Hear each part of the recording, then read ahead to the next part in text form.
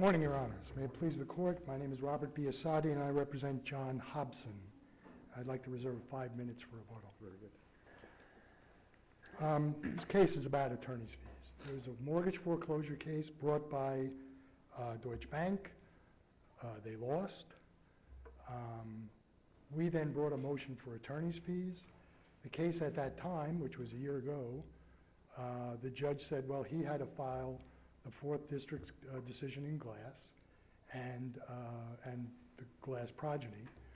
Counsel, when and how did Deutsche Bank become a party to the mortgage? Okay. They filed their original complaint and 3 amended complaints, and they attached to each complaint the note, which was not endorsed to anybody, the mortgage, and the assignment of mortgage. And the assignment of mortgage assigned the mortgage to Deutsche Bank. But the court found that it did not effectively do that.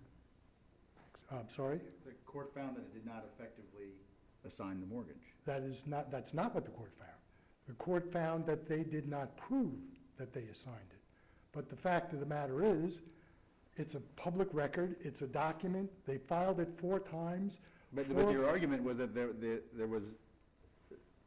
was no authority to assign it to themselves. Yeah, just to be clear, and the facts of this are a little muffled because this case went through an original case and then a complaint, an amended complaint, a second amended complaint, a third amended complaint. Every time we laid out why this isn't valid, why this should have been dismissed already. And they said, because there was no link to this new mortgage, whatever it's called, I forgot the name now, New Century Mortgage Corporation. And the way they got before the 3rd amended complaint was filed, the judge says, look, you have to give me this agreement, this 2007 agreement where that supports the assignment of mortgage. And they agreed, and they said, well, wait a second. Instead of that, we'll attach to the agreement the 2005 creation of this trust. And they attached that to the 3rd amended complaint, and that's why the 3rd amended complaint wasn't dismissed, because they showed the relationship. The testimony at trial was that New Century was the original servicer. New Century went bankrupt. New Century was then taken over by the current servicer, Carrington Mortgage Services, and when you say New Century, you're talking about New Century Mortgage, not New Century Home Equity Loan Trust. New Century Mortgage Corporation, who was the servicer who signed the assignment of mortgage. They were the servicer when the assignment of mortgage was signed.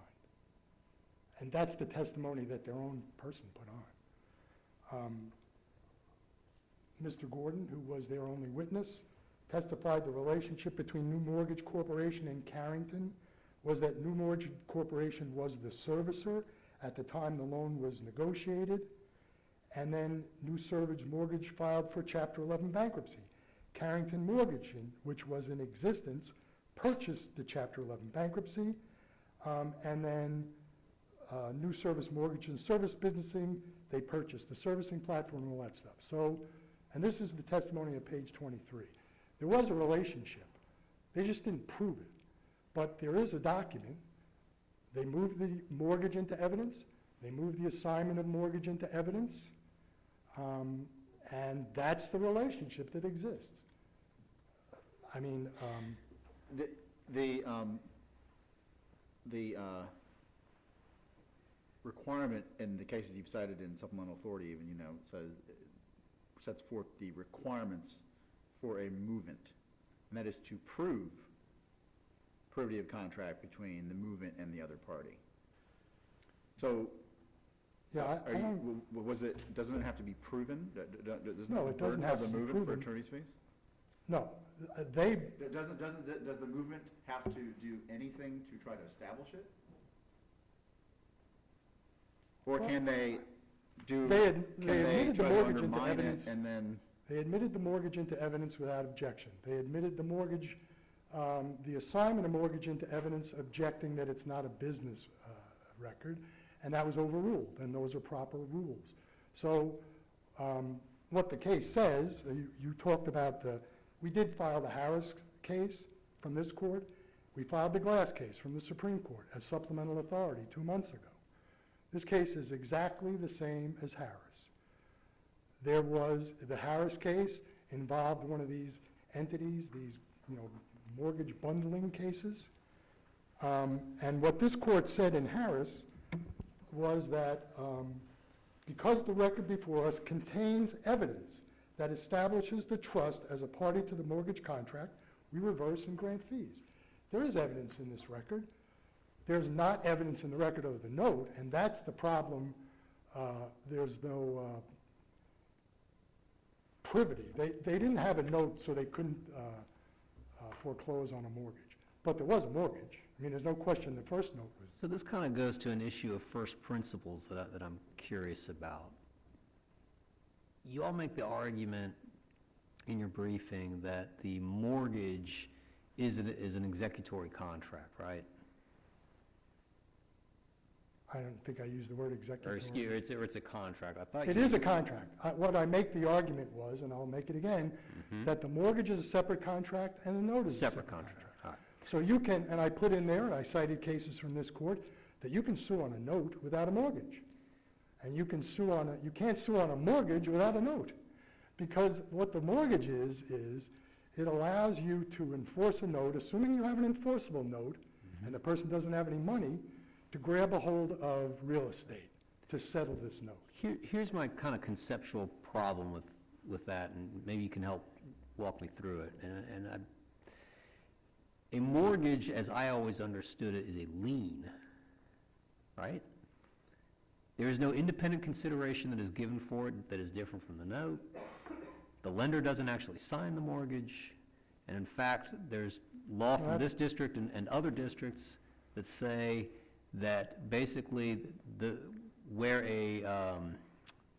an assignment of mortgage by itself is ineffective as to anything because the mortgage is simply a lien and the lien has to follow the note. How is it now we're considering this a separate contract, which is freighted with its own... Okay, just to be clear, it absolutely is a separate contract. It is signed by the borrower. It is signed by the lender. The mortgage was signed by that. The assignment of mortgage isn't signed by Hopson, but he doesn't know what's happening with his note. And what happens is his note goes from place to place to place to place, and his mortgage goes from place to place to place. And if his mortgage goes nowhere. His mortgage is a lien on the property and gets recorded in the public records. Correct. And then an assignment of mortgage gets recorded in the public record, as was this one, and it said all the rights under that mortgage are now being transferred to this person. Same as happened in the Harris case. well, I kind of feel like I'm interrupting Judge Lucas. Oh, Go right ahead. Right. Because you've said it twice now, though, that it's not unlike Harris.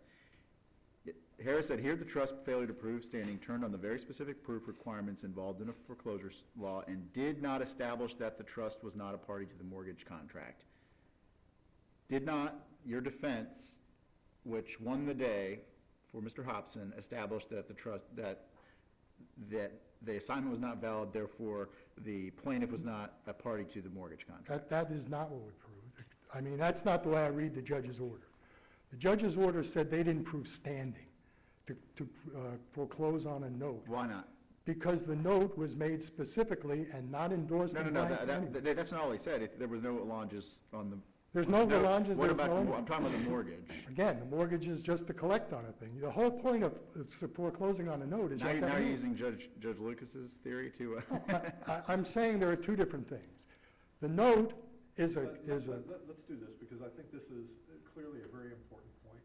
So let's parse out what the judge said, because I think the issue of endorsements or allonges on the note really is irrelevant to the discrete issue that's before us, which is the judge says the plaintiff failed to prove the elements of standing for two reasons. One we're setting aside.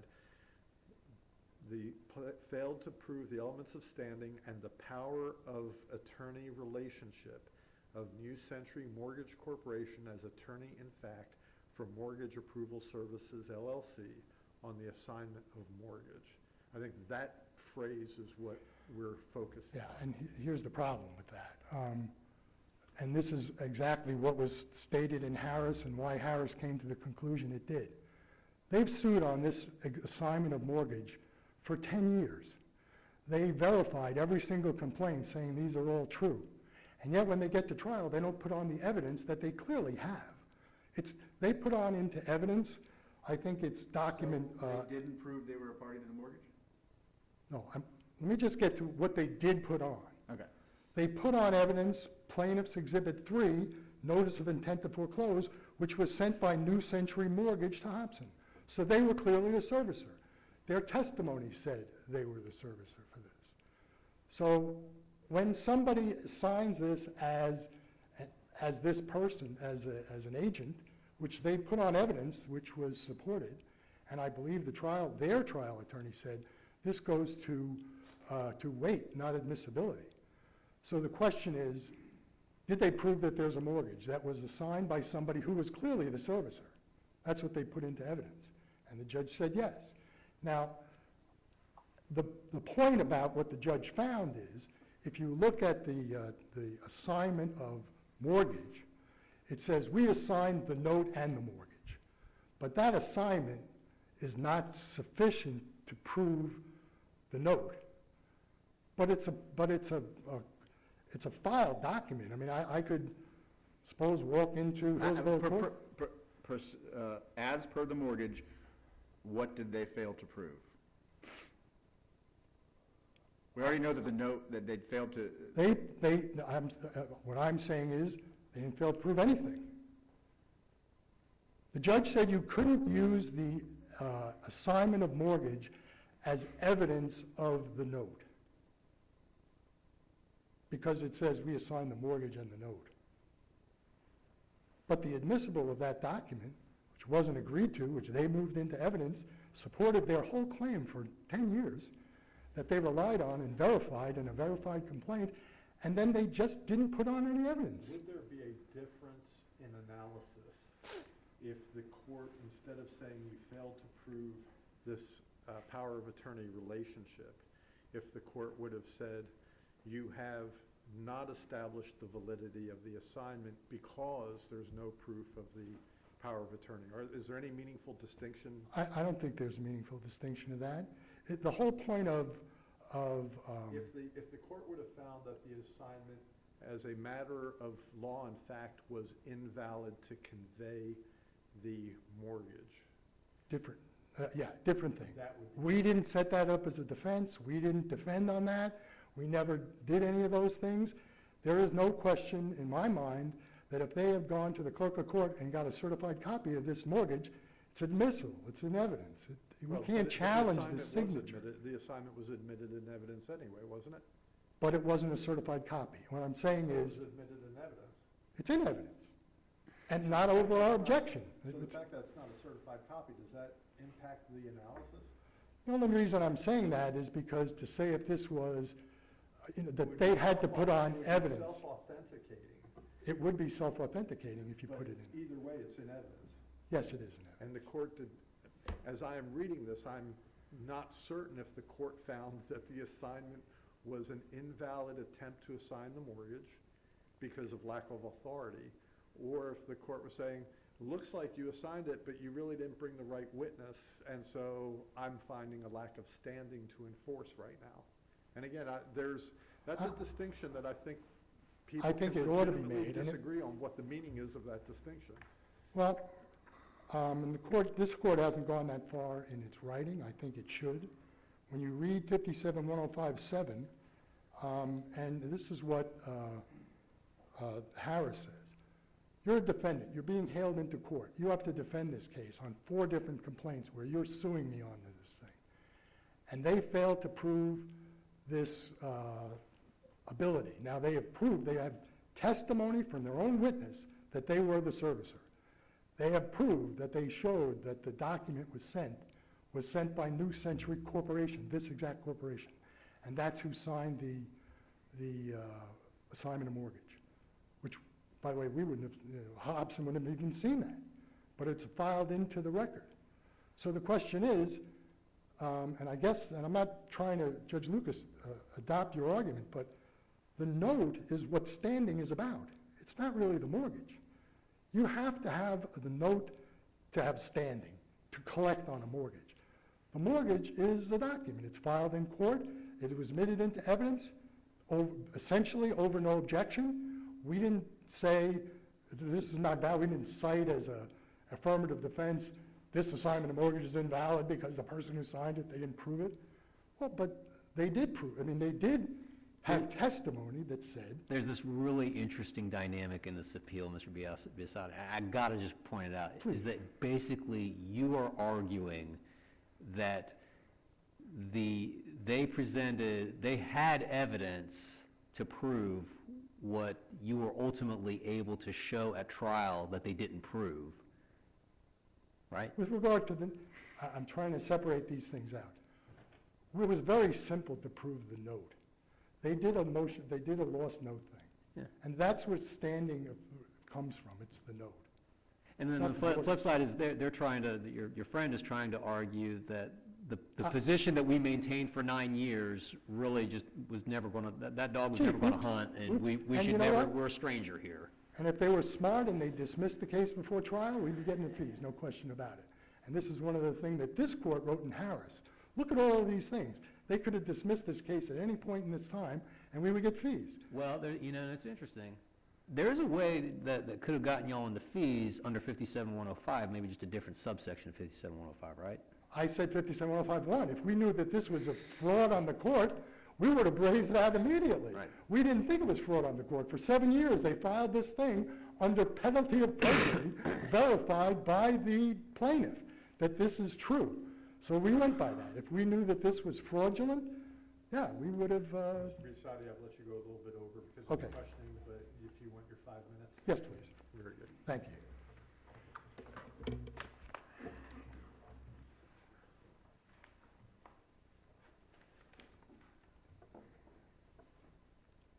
May it please the court, Morgan Weinstein on behalf of the Appellate.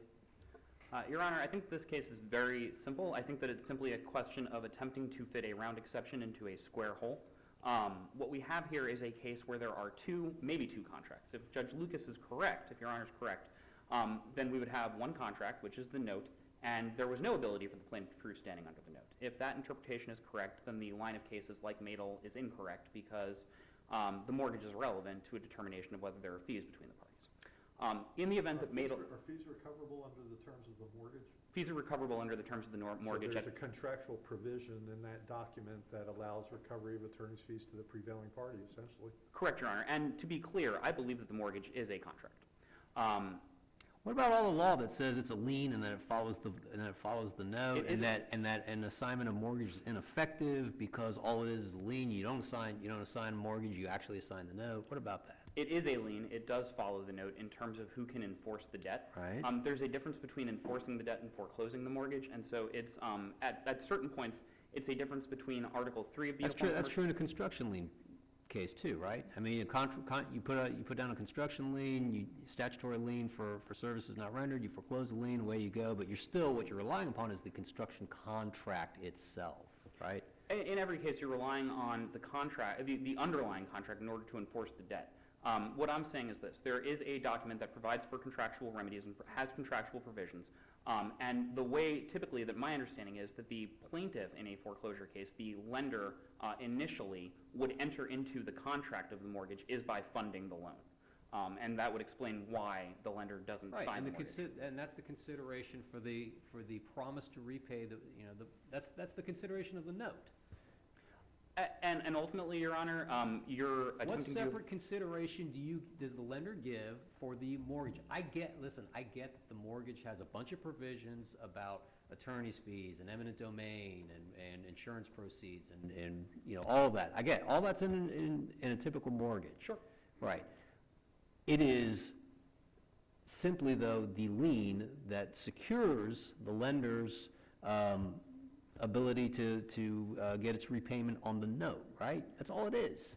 It also provides for certain conditions precedent the lender would have to undergo before undertaking. It's got a bunch. There are a bunch of. I agree. There are a bunch of provisions that have been layered on into standard residential mortgage. I completely agree.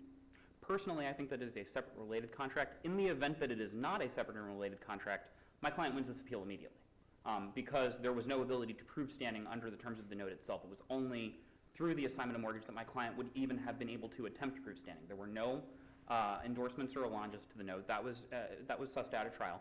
And what was also discussed at trial, though, was this attorney-in-fact relationship under the assignment of mortgage. And to Judge Silberman's point, I believe that it is clear from the record that the trial court found that the assignment of mortgage was invalid because of the inability to prove the relationship between the attorney-in-fact relationship between New Century and Mortgage Approval Services. And the reason that I believe that, Judge Silberman, is that at page 72 through 74 of the trial transcript, opposing counsel argued that the bona fide case established that the mortgage was in fact invalid because of the inability to prove the attorney-in-fact relationship in that case. And the trial court at page 641 of the record, at paragraph 4 of the final judgment, cited bona fide as the reason that it was entering judgment on behalf of the defendant, following the discussion at trial of the fact that the bona fide case, if the facts were the same, would render the mortgage invalid. So what do we do with the language of the Supreme Court opinion in Glass, where the court says, even if we assume that Glass prevailed on her standing argument, the contract was merely unenforceable by NationStar because it failed to demonstrate that it was the rightful successor in interest. We therefore conclude that had the issue been presented as an issue to the 4th District, Glass would be entitled to attorney's fees at the trial level. A couple of things, Your Honor, and this is why I think that this is an attempt to fit I don't know if I said square peg or round peg, why I think it's different, and it's different from Madel and it's different from Glass. In terms of Glass, there are at least 5 distinguishing factors to the case. The portion that Your Honor is talking about, I believe, would be dicta, because it's attempting to determine what would happen were this brought up at trial under different circumstances. But to the point of Glass, Glass is a case that turns on the question of whether appellate fees were allowable in a case in which there was a voluntary dismissal following a dismissal at trial for failure to amend after the trial court made an unelaborated order or entered an unelaborated order dismissing a complaint based upon any of 4 bases brought up by the defendant at the trial court level. The Glass opinion is not about whether that argument could have been raised at trial. The Glass opinion, ultimately, the holding, is about the fact that there was no determination as to which of these 4 bases the trial court found could be dispositive, one of which being standing. Well, is there any guidance we get, even if it is dicta? There's at least some indication by the Supreme Court that if the question is a lack of proof by the lender, that would not preclude an award of attorney's fees to the prevailing party who prevails on a standing issue based on lack of proof, versus an affirmative determination by a trial court that the party claiming to be a lender isn't the lender, has no legal right under the contract. Respectfully, Your Honor, that's just not my reading of Glass. My reading of Glass is that it is about the failure of the defense counsel to crystallize the issue. But the language that's used seems to draw a distinction between the issue of failure of proof versus what I'm going to call a true determination that the plaintiff does not have any rights in the contract because it is not a party to the contract. Your Honor, I believe at the beginning of the paragraph that you're talking about, if you're referencing that paragraph before the conclusion at page 5, it says, in the instant case, a reverse mortgage contract clearly existed between Glass and Countrywide Mortgage Company, which was assigned from its successor in interest, Bank of America, to NationStar Mortgage. I don't think that there's that failure of proof in Glass. I think that instead you have a contract between the parties. The very next 2 lines down it says, it's merely unenforceable by NationStar because it failed to demonstrate that it was the rightful successor in interest. But it says that there was clearly a contract between them. Even if it was not the rightful successor in interest and therefore could not enforce it. Isn't that the same with a mortgage? There is an assignment that appears to be valid on its face. And so the question, I think, becomes, did your client have no rights? Has it been determined that your client's your client has no right to enforce the note and mortgage or at all, which would raise the specter of 57105 fees for bringing a claim that had no basis in law or fact. In which case, we probably should write an affirming opinion saying the court concluded this mortgage is unenforceable by this party because they have no right to enforce it, as was established in the trial court. I do not believe that that is what happened, Your Honor. What I believe was what happened in the trial court is the trial court found that there was no proof of a valid assignment of mortgage, that the assignment of mortgage, based on the facts presented at that trial, was not valid. So there might be another party that's entitled to enforce the mortgage. It's just not the party that sued. Or the party that sued would be entitled to enforce the mortgage in a subsequent foreclosure based upon different document or additional documentary evidence that was presented. In either... Which that second scenario means that in fact they are a party to the contract. They simply failed to provide adequate proof of that relationship to the contract. The problem there, Your Honor, is that we cannot determine at this juncture that they were a party to the contract because the trial court has determined it does not believe that they are a party to the contract based on the evidence that was presented to the trial court, and it has entered an order on that basis, the final judgment, and that final judgment was not appealed by either party. We've accepted the finding of the trial. Do you accept the proposition then that in any foreclosure case that lines up like this, where a plaintiff fails to establish its right to enforce the contract, then attorney's fees would not be awardable under the contract, but they would be awardable either on motion or on the court's own motion under 57105 for bringing basically a frivolous lawsuit? I do not, Your Honor, and the reason that I think that that is the case... It seems to me that you know, a defendant who appropriately raises issues of standing or issues of poor assignments or lack of valid assignments, if they win, they either win because they have a right to fees, they win on fees, either they get fees because the plaintiff was a party and has a contractual provision that says prevailing party is going to pay fees, or they win because the plaintiff wasn't a party and sued on a document under which it has no rights.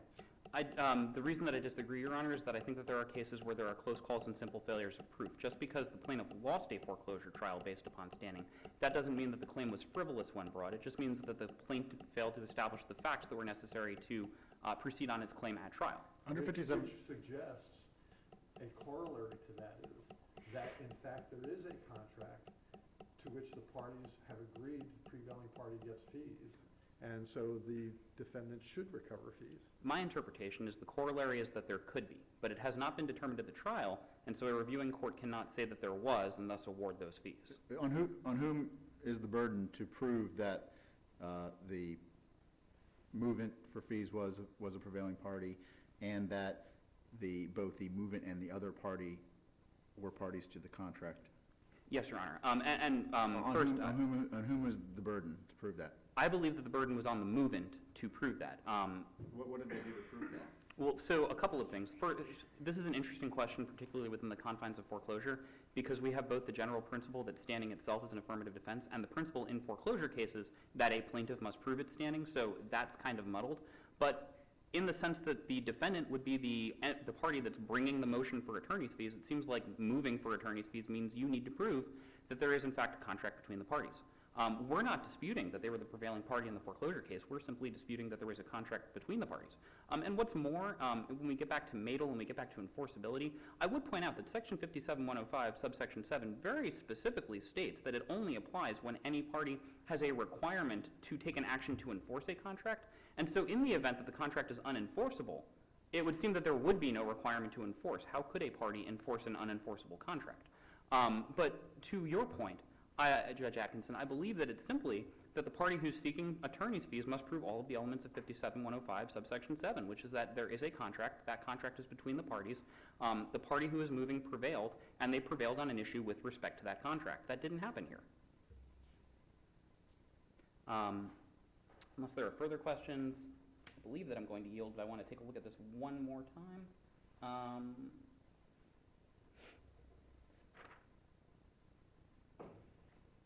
With that, I'll yield. Thank you, Your Honor. Very good. Thank you.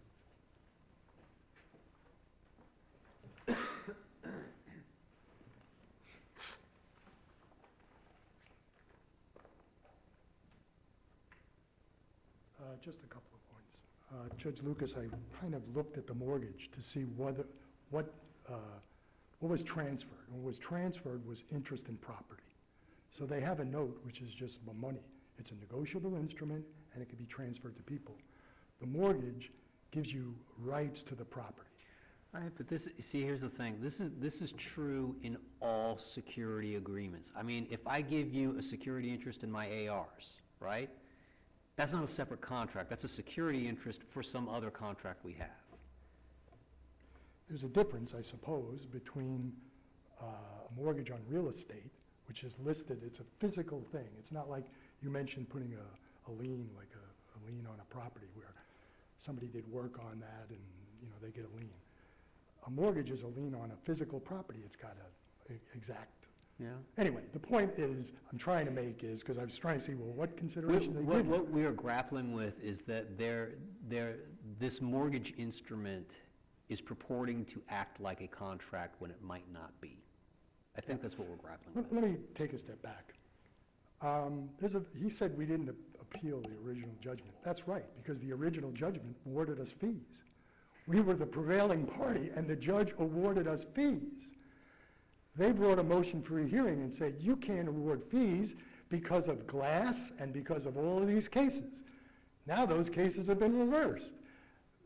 This should be like I don't want to say a cakewalk, but this is not about this. They didn't prove what they had to prove, but we relied on their testimony and everything that this is a valid contract, that the assignment of mortgage is a valid contract.